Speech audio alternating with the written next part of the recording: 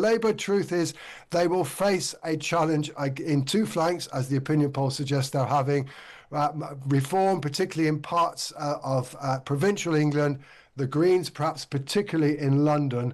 But of course, the Conservatives will now have to worry about reform. Reform is their only problem, but it is a big problem. And they're now going to have to try to hang on to all these county councils. Now, the government has abandoned plans to delay 30 council elections. They were warned by lawyers it might be illegal. It was after, of course, a challenge from Reform UK, who suggested that the government needed to rethink. Around 4.5 million people would have been deprived of the chance to vote when they had expected to.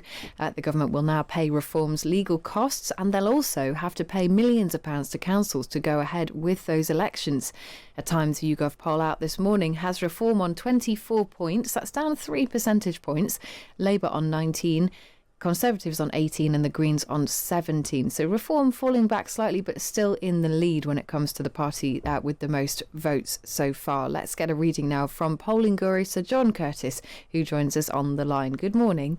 Good morning to you, Kate. Shall we tackle these local elections first? Because the majority of the 30 councils, 21 of them are Labour run. So should we expect it to be a particularly bad time for the Labour Party? Well, the answer to that is yes and no. You have to realise that actually the councils involved are A, relatively small, and B, in most instances, only 1 in 3 of the seats were up for grabs.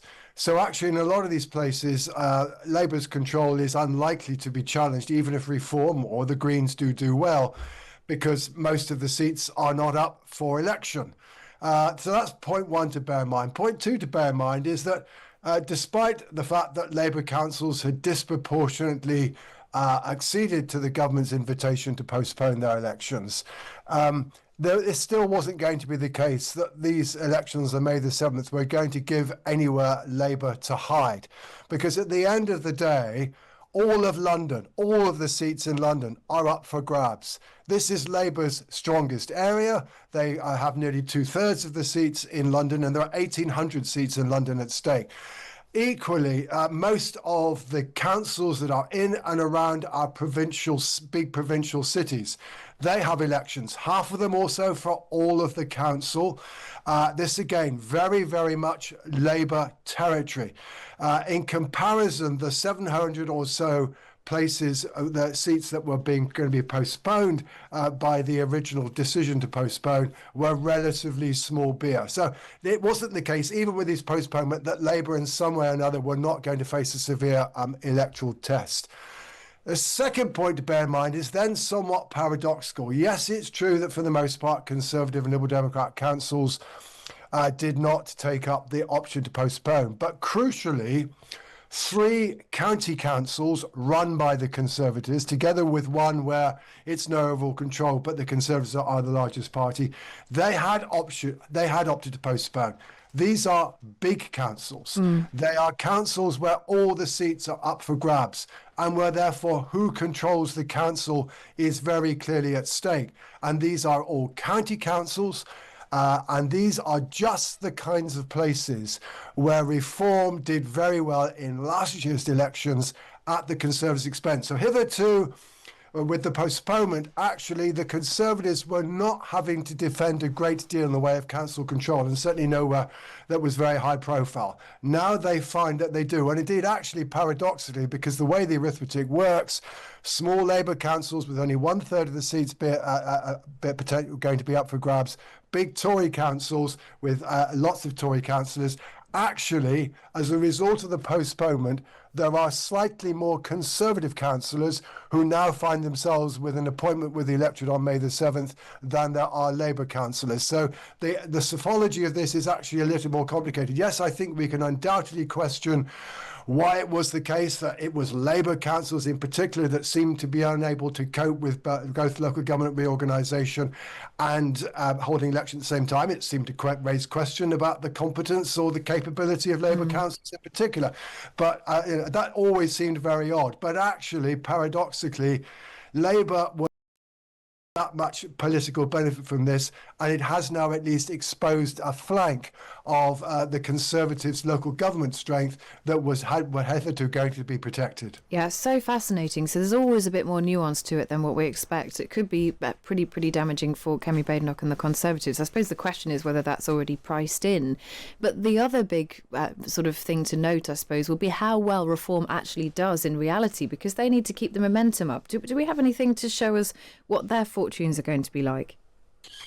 Well, Reform's best prospects are undoubtedly in some of the very Leave voting areas outside of London, and particularly in a number of councils where all the seats are up for grabs and where therefore Labour's control is potentially at stake. So think, for example, Barnsley, Sunderland, Wakefield, all places that voted very heavily for Leave.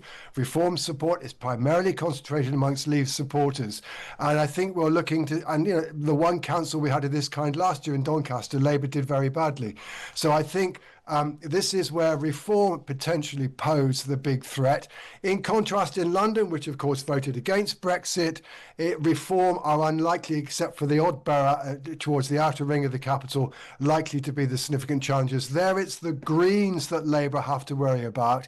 Maybe the one thing that Labour can hope is that so many of their wards in London are so safe that even if the Greens do advance, that maybe they're not able to advance enough to turn this in terms of seats. But we should just remember, London is full of the kind of young middle-class professionals amongst whom the Greens are doing well. It also, of course, has a quite significant Muslim population in parts, and that is a community with which Labour have not yet reconnected. So Labour, truth is, they will face a challenge in two flanks, as the opinion polls suggest they're having.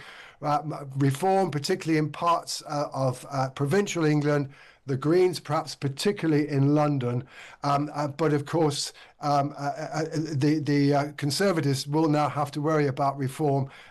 Reform is their only problem, but it is a big problem, and they're now going to have to try to hang on to all these county councils. Yes, the Greens have been very active canvassing my local area in South London already. Finally, the Gorton and Denton by-election takes place on Thursday next week. What do the polls tell us about the likely winner here? Absolutely nothing. Is the short answer. We have not had, to the best of my knowledge, any polling of the Gorton-Denton by-election. It's a very difficult constituency to poll because it's a constituency of two very different halves. The Denton bit is, broadly speaking, white, relatively working class. It's where Reform's hopes lie. The other half in Manchester is a mixture of places with very high Muslim populations, nearly a half of the population identifying as Muslim, not good news for Labour, and also lots of students, again, not good news for Labour. Both those phenomena potentially help the Greens. The truth is, at the moment, we are flying blind. Insofar as it's of any interest and relevance at all, there were a couple of polls done. These big MRP polls that try to predict what the outcome will be in election in every constituency. For what it's worth, and it comes with a big health warning because this is a by-election, not a general election, both those polls showed Reform ahead, one rather more narrowly than the other. But while one had Labour running second, the other had the Greens running second. I think the truth is we're probably talking about a contest where three parties, Greens, Reform and Labour, are in the race. It could well be the case that the winner emerges with a relatively small share of the vote and a relatively small majority. But which that winner is going to be, well, at the moment at least, we have very little in the way of guidance. Well, it's exciting. It excites political geeks like me, and Sir John, no one better to guide us through it. Thank you very much. You're welcome. Sir John Curtice there. Mike sums it up quite nicely. This election system is stupidly complicated. Well, that's why we have Sir John Curtice to explain all of this to us. I did mention Gorton and Denton. Should we read out the candidates? Oh, yes, shall we? Have you got the list? Oh, I've got the list. Yes. Sir Oinkalot for the official monster raving loony party. Nick Buckley, Advance UK. Charlotte Cadden, Conservative and Unionists. Dan Clark, Libertarian Party. Matt Goodwin, Reform UK. Sebastian Moore, Social Democratic Party. Joseph Omicha, Rejoin EU. Jackie Pearcey, Liberal Democrat. Hannah Spencer for the Green Party. Angeliki Stogia, Labour Party. Hugo Wills, Communist League election campaign. So there you go. Those are your options if you're in Gorton and Denton, and we will cover that. I think are you doing it overnight? Yes, I'm not doing overnight, but I'll be there for breakfast on the Friday morning. There you go. You'll be there for all of the fallout, and we'll find out what happens there. It's a big moment for Keir Starmer. And as Sir John was saying there, although the big councils might be big losses for the Conservatives, I wonder, when we talk about the political narrative, how priced in that sort of Conservative poor polling is. So maybe that won't come as a surprise. Maybe the bigger surprise will be that Labour probably does lose councillors, even if they don't lose big councils. Somebody was in touch earlier on the text message sort of saying local election results are often spoken of with, great enthusiasm for sure about how important they are, but in terms of their significance and bearing on a general election result, often they come with a disclaimer, don't read too much into it, etc. And so this person, I'm so sorry I've lost the message, but this person was asking, why are we considering this period of elections to be so significant for the Prime Minister? And I suppose there's a couple of reasons, isn't there? So one of the reasons is there's local elections and there's Scottish parliamentary elections and Welsh Senate elections as and Labour well. could lose Wales. Yeah. I mean, that would be a huge moment.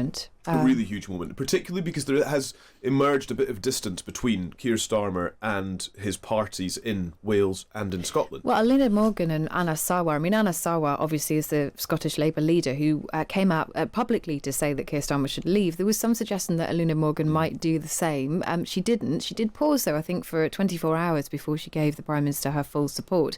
But there is some real frustration in Wales about, what that sort of Labour administration has been doing and not doing enough, and that may well be reflected in these polls. Yeah, I see one of Scottish Labour's biggest donors is suggesting in the papers today that Anas Sarwar should be considering making an independent Scottish Labour party that completely sort of cuts itself off from Would that really make it, Westminster. I mean, you know this better than me, would that really make a difference though? Surely people would still see it as the Labour Party. I think you would need a whole rebrand, first of all, if you were to go for it. I also think there'd be real questions about how on earth you would fund a party like that. They are so dependent on funding from the bigger Labour Party, I suppose, the Labour Party machine. I think it'd be really difficult for Scottish Labour to go it alone.